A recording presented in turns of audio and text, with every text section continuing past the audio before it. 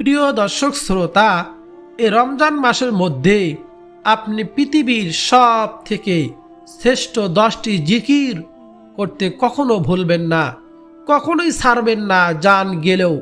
নবীজি সাল্লাল্লাহু আলাইহি ওয়াসাল্লাম বলেছেন, এই 10টি জিকির করলে আল্লাহ সুবহানাহু ওয়া তাআলা তার জীবনের সমস্ত গুনাহগুলো মাফ করে দিবে। বলুন না সুবহানাল্লাহ। আপনার সংসার থেকে অভাব অনটন দূর করে দিবে। আল্লাহ তাআলা আপনার প্রতি সন্তুষ্ট হয়ে যাবে, রাজি খুশি হয়ে যাবে। নবীজি আপনার জন্য আল্লাহ তাআলার কাছে নাম ধরে দোয়া করবে এবং আপনি হাসতে হাসতে আল্লাহ তাআলা জান্নাতের মধ্যে প্রবেশ করতে পারবেন ইনশাআল্লাহ। আপনার সকল দুঃখ কষ্ট পেরেশানি যন্ত্রণা আল্লাহ তাআলা এই রমজান মাসের মধ্যেই দূর করে দিবে। আপনার মনের মধ্যে প্রশান্তি দান করবে। সুন্দর সুখময় শান্তিময় জীবন আল্লাহ তাআলা আপনাকে দান করবেন। তাই অবশ্যই আপনারা যারা কোরআন শরীফ পড়তে পারেন না তারা ওই 10টি জিকির করবেন। যারা কোরআন শরীফ পড়তে পারেন তারা ওই 10টি জিকির করবেন। তাহলে কোটি কোটি নেকি সব আল্লাহ তাআলা আপনার আমার আমলনামার মধ্যে দিয়ে দিবে। নবীজি সাল্লাল্লাহু আলাইহি ওয়াসাল্লাম বলেছেন, পৃথিবীর মধ্যে যত দোয়া আছে সব থেকে শ্রেষ্ঠ দোয়া এবং জিকির এই 10টি জিকির।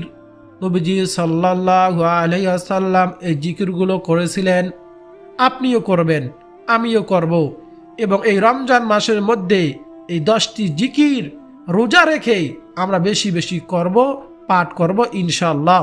এই 10টি জিকির দোয়া রমজান মাসের মধ্যে বেশি বেশি পড়তে চাইলে মনোযোগ সহকারে শুনুন কোন 10টি জিকির পৃথিবীর মধ্যে শ্রেষ্ঠ জিকির।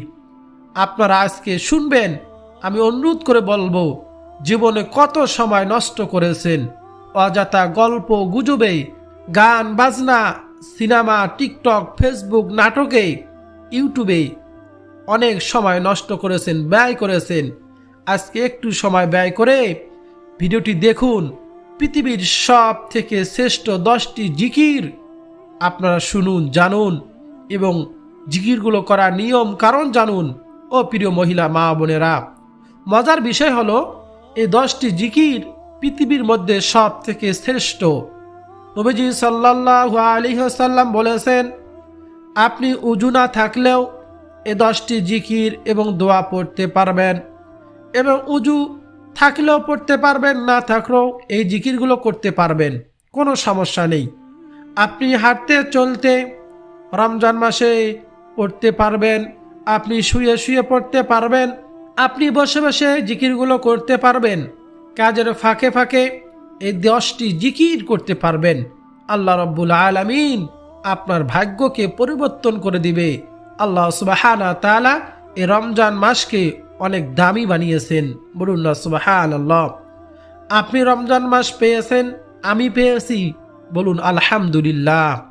নবীজি সাল্লাল্লাহু আলাইহি ওয়াসাল্লাম এই রমজান মাসকে পাওয়ার জন্য 2 মাস পূর্ব থেকেই, রজব এবং শাবান মাস থেকেই আল্লাহ তাআলার কাছে দোয়া করতেন, আল্লাহুম্মা বারিক লানা ফি রজব ওয়া শাবান ওয়া বাল্লিগনা রমাদান।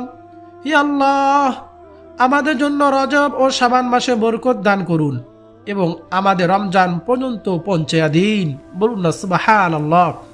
রমজান মাস অনেক দামি মাস, মূল্যবান মাস। হাদিসে এসেছে, যে ব্যক্তি ঈমান ও সওয়াবের আশায় রমজানে রোজা রাখে এবং রাতে তারাবির নামাজ আদায় করে, আল্লাহ সুবহানাহু ওয়া তাআলা তার পূর্বের গুনাহগুলো মাফ করে দেন। বলুন না সুবহানাল্লাহ। একটি রমজান যদি সঠিকভাবে ইবাদত করতে পারেন তবে এর সব 1000 মাসের চেয়ে উত্তম লাইলাতুল কদরের কারণে। বলুন না সুবহানাল্লাহ।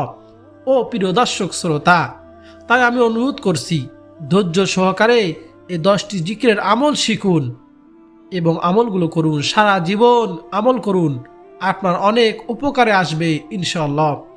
যেদিন রাত রমজানের চাঁদ উঠে গিয়েছে সেই রাত্রি আল্লাহ তাআলা আসমানের প্রত্যেকটা রহমতের দরজা খুলে দিয়েছেন। বলুন না সুবহানাল্লাহ। এবং জাহান্নামের শিকল দিয়ে শয়তানদেরকে বেঁধে রেখেছেন, আবদ্ধ করে রেখেছেন, যাতে করে আল্লাহ তাআলা প্রিয় বান্দাবান্দীদের, মুমিন মুসলমানদের রোজাকে শয়তান নষ্ট করতে না পারে। বলুন না সুবহানাল্লাহ, আল্লাহু আকবার। নবীজি সাল্লাল্লাহু আলাইহি সাল্লাম আরো বলেন, যে কলব আল্লাহ তাআলার জিকির করে না সে কলব হলো মৃত মানুষের মতো, আর যে কলব আল্লাহ তাআলার জিকির করে সে কলব হলো জীবিত মানুষের মতো। বলুন না সুবহানাল্লাহ। সাহাবায়ে কিরাম রাদিয়াল্লাহু তাআলা আলাইহিম আজমাইনরা বললেন, ইয়া রাসূলুল্লাহ, ইয়া হাবিবাল্লাহ, কলব আবার কি? নবীজি সাল্লাল্লাহু আলাইহি সাল্লাম বললেন, ও আমার সাহাবারা শোনো, প্রত্যেকটি মানুষের বাম দুধের 2 আঙ্গুল নিচে একটি গোস্তের টুকরা রয়েছে, সেই গোস্তের টুকরো নাম হলো কলব। এই গোস্তের টুকরো যদি ভালো হয় তাহলে পুরো মানুষটাই ভালো হয়ে যায়, আবার এই গোস্তের টুকরো যদি অপরিষ্কার হয়ে যায়, খারাপ হয়ে যায়, পুরো মানুষটাই খারাপ হয়ে যায়। নবীজি সাল্লাল্লাহু আলাইহি সাল্লামকে সাহাবায়ে কিরাম আবার জিজ্ঞেস করলেন, ইয়া রাসূলুল্লাহ, এই গোস্তের টুকরো কলব আবার খারাপ হয় কিভাবে?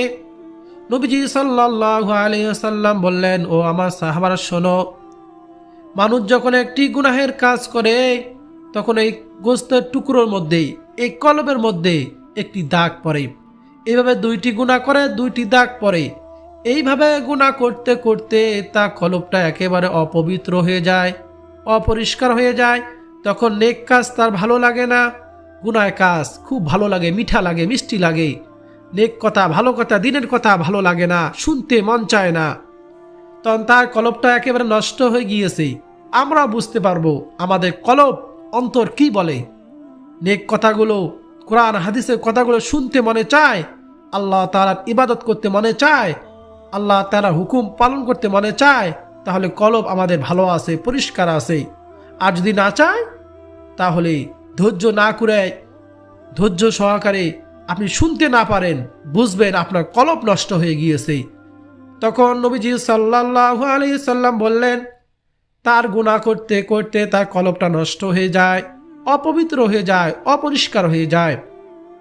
সাহাবায়ে কিরাম আবার জিজ্ঞাসা করলেন, ইয়া রাসূলুল্লাহ, ইয়া হাবিবাল্লাহ, হে আল্লাহ রসুল, এই কলব আবার কিভাবে পরিষ্কার করে, পবিত্র করে? নবীজি বললেন, মানুষ যখন আল্লাহ তাআলা নামের জিকির করে, কি করে? জিকির করে। জিকিরে ধাক্কায় তা কলব আস্তে আস্তে পরিষ্কার হতে থাকে, পবিত্র হতে থাকে। যখন কলব একবার কারো পরিষ্কার হয়ে যায়, পবিত্র হয়ে যায়, তাহলে তার আর গুনাহ কাজ করতে ভালো লাগে না। তাকে জোর করেও গুনাহ কাজ করা যাবে না, তাকে জোর করেও গান শোনা যাবে না, সিনেমা নাটক দেখা যাবে না। সে দেখবে না, ভালো লাগবে না, বিরক্ত লাগবে, তার নেক কাজ করতে ভালো লাগবে। এই জন্য আমরা যারা এরকম গান ছাড়তে পারি না, সিনেমা ছাড়তে পারি না, সুদ ঘুষ এরকম গুনাহ কাজও ছাড়তে পারি না, বুঝতে হবে আমাদের কলব নষ্ট হয়ে গিয়েছে। আগে কলবের ট্রিটমেন্ট করতে হবে। কলব যদি ভালো করতে পারি, অন্তর যদি ভালো করতে পারি, তাহলে আমাদের নেক কাজগুলো করার, আল্লাহ তাআলা হুকুম মানার আমাদের জন্য সহজ হয়ে যাবে। একবার কলব ভালো হয়ে গেলে চাইলেও আমরা আর নেক কাজ ছাড়তে পারবো না, চাইলেও আমরা গুনাহ কাজ করতে পারবো না ইনশাআল্লাহ। তো নবীজি সাল্লাল্লাহু আলাইহি ওয়াসাল্লাম বললেন সাহাবায়ে কিরামদেরকে, যদি কেউ আল্লাহ তাআলা নামের জিকির, কোরআন তেলাওয়াত বেশি বেশি করে, জিকির করে, আল্লাহ তাআলা এই জিকিরের বরকতে, কলবের জিকিরের ধাক্কায় কলব তার পরিষ্কার হয়ে যায়। বলুন না সুবহানাল্লাহ। জিকির অত্যন্ত দামি একটি ইবাদত। একবার হযরত উমর রাদিয়াল্লাহু তাআলা আনহু হযরত আলী রাদিয়াল্লাহু তাআলা আনহুর নিকট প্রশ্ন করেছিলেন, আমরা তো লা ইলাহা ইল্লাল্লাহ এর অর্থ জানি, কিন্তু সুবহানাল্লাহ এর তাৎপর্যটা কি? তখন হযরত আলী রাদিয়াল্লাহু তাআলা আনহু জবাব দিয়েছিলেন, আল্লাহ সুবহানাহু তাআলা এই বাক্যটি নিজের জন্য পছন্দ করেছেন। সুবহানাল্লাহ, তিনি এই বাক্যটি দ্বারা সন্তুষ্ট হন। এই বাক্যর জিকির আল্লাহ তাআলার দরবারে অত্যন্ত পছন্দনীয়। অর্থাৎ যে ব্যক্তি সুবহানাল্লাহ জিকির বেশি বেশি করে, তার প্রতি আল্লাহ রাব্বুল আলামিন সন্তুষ্ট থাকেন। বলুন না সুবহানাল্লাহ। হযরত সাদ ইবনে আবি ওয়াক্কাস রাদিয়াল্লাহু তাআলা আনহু বলেন, আমরা আল্লাহ রাসূল সাল্লাল্লাহু আলাইহি ওয়াসাল্লামের নিকট বসা ছিলাম। তিনি বললেন, তোমাদের কোনো ব্যক্তি কি প্রত্যেক দিন 1000 নেকি অর্জন করতে সক্ষম কি? তার মধ্যে একজন বললেন, আমাদের মধ্যে কোন ব্যক্তি কিভাবে 1000 নেকি অর্জন করবে? তখন আল্লাহ রাসূল সাল্লাল্লাহু আলাইহি ওয়াসাল্লাম বলেছিলেন, 100 বার সুবহানাল্লাহ বললে তার জন্য 1000 নেকি লেখা হবে, অথবা তার 1000 পাপ মোচন করা হবে। বলুন না সুবহানাল্লাহ। প্রিয় দর্শক শ্রোতা, এজন্য সুবহানাল্লাহ জিকির আমরা বেশি বেশি করব এবং পবিত্র মাহে রমজানে আমরা সুবহানাল্লাহ জিকির করতে পারলে 70 গুণ আমরা 70,000 সওয়াব পাবো, 70,000 পাপ আল্লাহ তাআলা গুনাহ আমাদের মাফ করে দিবেন। বলুন না সুবহানাল্লাহ। দ্বিতীয় যে জিকিরের কথা বলবো সেই জিকিরটি হচ্ছে আলহামদুলিল্লাহ। আল্লাহ রাব্বুল আলামিন পবিত্র কুরআনুল কারীমের মধ্যে ঘোষণা করেন, আমার যেই বান্দা বান্দি আমার নিয়ামত পেয়ে শুকরিয়া আদায় করে না, আমি তাদের নিয়ামতকে ছিনিয়ে নেই। আর যদি আমার নিয়ামত পেয়ে শুকরিয়া আদায় করে, আমি তাদের নিয়ামত আরো বৃদ্ধি করে দেই। বলুন না সুবহানাল্লাহ। তাই প্রিয় দর্শক, যখনই আল্লাহ তাআলার নিয়ামত ভোগ করব তখনই বলবো আলহামদুলিল্লাহ। এই যে আল্লাহ তাআলা আমাদেরকে সুস্থ রেখেছেন, কথা বলতে পারতেছি, কানে শুনতেছি, চোখে দেখতেছি, প্রত্যেক সেকেন্ডে নিঃশ্বাস নিতেছি, এটা আল্লাহ তাআলা নিয়ামত। আল্লাহ সুবহানাহু ওয়া তাআলা নিয়ামতকে আমরা গণনা করে শেষ করতে পারবো না। এজন্য বেশি বেশি আলহামদুলিল্লাহ জিকির করব। হাসরের ময়দানে মিজানের পাল্লাকে ভারী করে দিবে এই আলহামদুলিল্লাহ। তাই আমরা বেশি বেশি পরিমাণে আলহামদুলিল্লাহ জিকির করব। আজকে আমি যে জিকিরের কথাগুলো বলবো সবগুলো আপনারা পারেন, শুধু আপনাদেরকে স্মরণ করে দিতে চাই, ফজিলতগুলো আপনাদেরকে জানিয়ে দিতে চাই, যাতে জিকিরের গুরুত্ব এবং ফজিলত আপনারা জেনে বেশি বেশি এই জিকিরগুলো করতে পারেন। 3 নম্বর যে জিকিরের কথা বলবো সে জিকিরটি হচ্ছে লা ইলাহা ইল্লাল্লাহ, সব থেকে শ্রেষ্ঠ জিকির। এই 3টি জিকিরের ফজিলত হাদিসে এসেছে। হযরত মুআজ রাদিয়াল্লাহু তাআলা আনহু তিনি বলেন, নবীজি বলেছেন, যে ব্যক্তি খালেস অন্তরে একনিষ্ঠতার সঙ্গে লা ইলাহা ইল্লাল্লাহ বলবে সে জান্নাতে প্রবেশ করবে। বলুন না সুবহানাল্লাহ।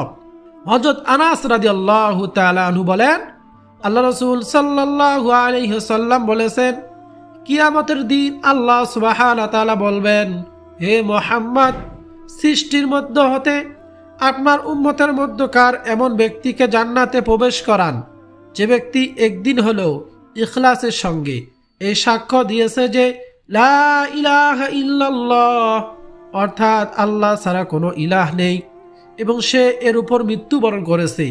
আপনি তাকে নিয়ে জান্নাতে প্রবেশ করুন। বলুন না সুবহানাল্লাহ। প্রিয় দর্শক শ্রোতা, আমরা দেখতে পেলাম যে লা ইলাহা ইল্লাল্লাহ এর ফজিলত মর্যাদা কত। বলুন না সুবহানাল্লাহ। আল্লাহ তাআলা আমাদের সবাইকে বেশি বেশি লা ইলাহা ইল্লাল্লাহ জিকির করার তৌফিক দান করুন। সকলে বলি আমিন।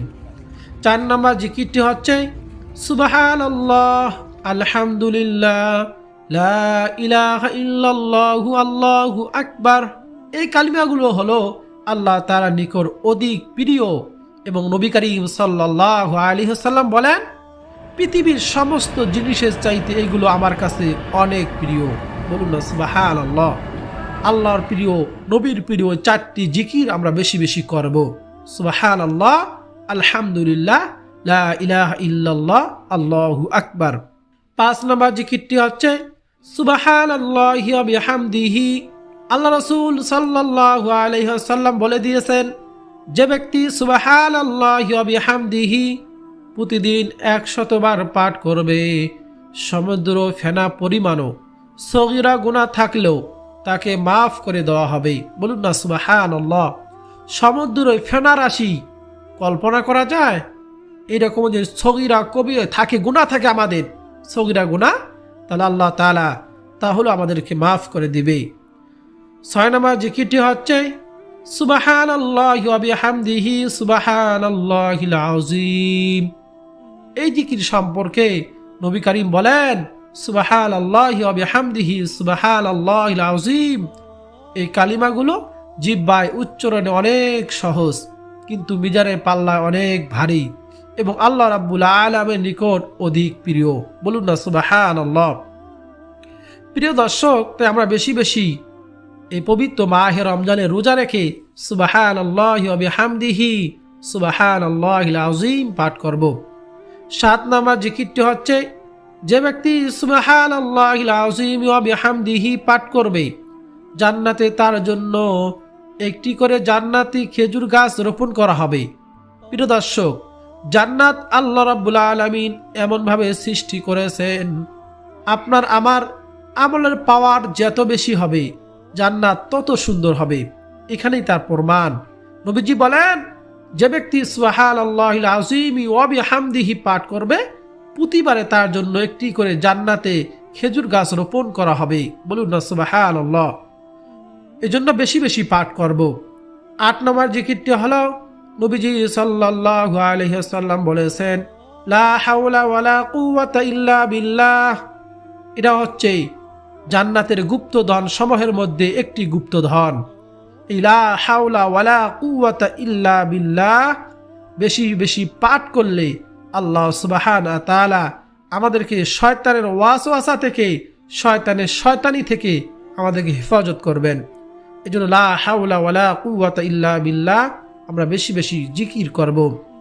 9 নম্বর জিকিরটি হচ্ছে, সুবহানাল্লাহ ওয়ালহামদুলিল্লাহ ওয়ালা ইলাহা ইল্লাল্লাহু আল্লাহু আকবার ওয়ালা হাওলা ওয়ালা কুওয়াতা ইল্লা বিল্লাহ। এই কালিমাগুলো হচ্ছে অবশিষ্ট নেক আমল সমূহ। তারপর সর্বশেষ 10 নম্বর, আমরা বেশি বেশি দরুদ শরীফ পাঠ করব। আল্লাহ তাআলা ও তার সম্মানিত ফেরেশতারা নবীর প্রতি, নবীর শানে দরুদ পাঠ করেন। বলুন না সুবহানাল্লাহ। আল্লাহ তাআলা এবং ফেরেশতারা যেখানে নবীর শানে, নবীর প্রতি দরুদ পাঠ করেন, আল্লাহ তাআলা তার পবিত্র কুরআনুল কারীমের মধ্যে বলেন যে দরুদ পাঠ করার নির্দেশ দিয়ে বলেন, নিশ্চয় আল্লাহ ও তার ফেরেশতারা নবীর প্রতি দরুদ পাঠ করেন। হে ঈমানদাররা, তোমরা নবীর প্রতি দরুদ ও সালাম পাঠ করো। সূরা আহজাব আয়াত নং 56। রাসূলুল্লাহ সাল্লাল্লাহু আলাইহি ওয়াসাল্লাম নাম উচ্চারণ করলে বা শুনলে দরুদ শরীফ পাঠ করতে হয়। জীবনে অত্যন্ত একবার দরুদ শরীফ পাঠ করা ফরজ। দরুদের আমল সর্বদা সর্ব অবস্থায় করা যায়।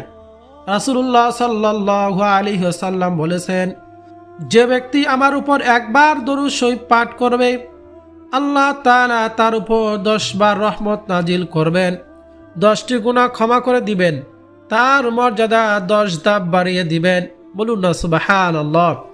এবং অন্য হাদিসে এসেছে, যে ব্যক্তি সকাল সন্ধ্যায় 10 বার করে দরুদ শরীফ পাঠ করবে, আল্লাহ রাসূল সাল্লাল্লাহু আলাইহি ওয়াসাল্লাম ওই কঠিন হাসরের ময়দানে আল্লাহ রাসূল তাকে শাফায়াত করবেন, সুপারিশ করবেন। বলুন না সুবহানাল্লাহ। এই পৃথিবীর মধ্যে আল্লাহ তাআলার কিছু সংখ্যক ফেরেশতা রয়েছে। এই ফেরেশতারা নিযুক্ত রয়েছে। আমরা যখন দরুদ পাঠ করি নবীজির শানে, আমাদের পাঠকৃত দরুদগুলো নবীজি সাল্লাল্লাহু আলাইহি ওয়াসাল্লামের রওজা মুবারকে পৌঁছে দেয়। তখন নবীজি সাল্লাল্লাহু আলাইহি ওয়াসাল্লাম দেখতে পারেন, অমুক জায়গা থেকে, অমুক গ্রাম থেকে আমার অমুক উম্মত আমার উপর দরুদ পাঠ করেছে, এবং নবীজি তখন তার জন্য দোয়া করেন। বলুন না সুবহানাল্লাহ। প্রিয় দর্শক শ্রোতা, এই জন্য রহমত, মাগফিরাত, নাজাতের মাস, গুনাহ মাফের মাস, এই মাসে আমরা বেশি বেশি দরুদ শরীফ পাঠ করে আল্লাহ তাআলার কাছে দোয়া করব, গুনাহ থেকে ক্ষমা চাইব ইনশাআল্লাহ। হাদিসে এসেছে, যে ব্যক্তি দরুদ পাঠ না করে দোয়া করে, তার দোয়া আসমানে ঝুলন্ত থাকে, তার দোয়া কবুল হয় না। এই জন্য দরুদ শরীফ পাঠ করব।